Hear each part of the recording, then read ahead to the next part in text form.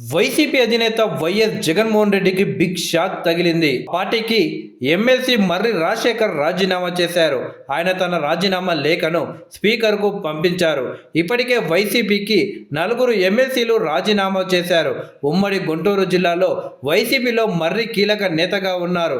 రాజశేఖర్ పార్టీని వీడి వెళతారంటూ కొంతకాలంగా ఊహాగానాలు వినిపిస్తున్నాయి. కొద్ది రోజుల కిందట ఉమ్మడి గుంటూరు జిల్లా వైసీపీ నేతలతో జగన్ సమావేశం నిర్వహించారు. ఆ సమావేశానికి మర్రి రాజశేఖర్ రాలేదు. దీంతో ఆయన రాజీనామా చేస్తారనే వార్తలకు బలం చేకూరింది. వైసీపీ ఆవిర్భావం నుంచి రాజశేఖర్ ఆ పార్టీలోనే ఉన్నారు. 2014లో రాజశేఖర్కు చిలుకలూరిపేట టికెట్ ఇవ్వగా పత్తిపాటి పుల్లారావుపై ఓటమి పాలయ్యారు. 2019 ఎన్నికల్లో చిలకలూరిపేట టికెట్ను ఆయన కాకుండా విడుదల రజనీకి కేటాయించారు. దీంతో అసంతృప్తిగా ఉన్న ఆయనకు మంత్రి పదవి ఇస్తానని జగన్ హామీ ఇచ్చారు. తర్వాత ఎమ్మెల్సీ పదవి కూడా ఇచ్చి సరిపెట్టడం జరిగింది. ఇటీవల ఎన్నికల్లో ఓటమి తర్వాత కూడా విడుదల రజనీకి చిలకలూరిపేట వైసీపీ ఇన్ఛార్జిగా బాధ్యతలు అప్పచెప్పారు.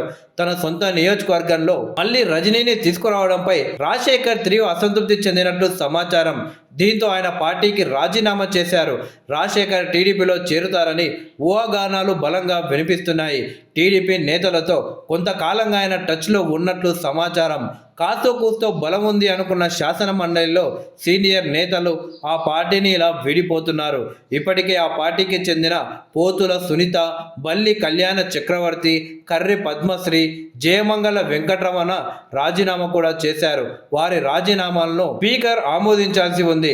రాజశేఖర్ రాజీనామాతో వైసీపీ అసంతృప్త ఎమ్మెల్సీల సంఖ్య 5కు పెరిగింది. మండలిలో కూటమికి ప్రస్తుతం 16 మంది సభ్యులు ఉన్నారు. వైసీపీకి ఇప్పుడు 43 మంది సభ్యులు ఉన్నారు.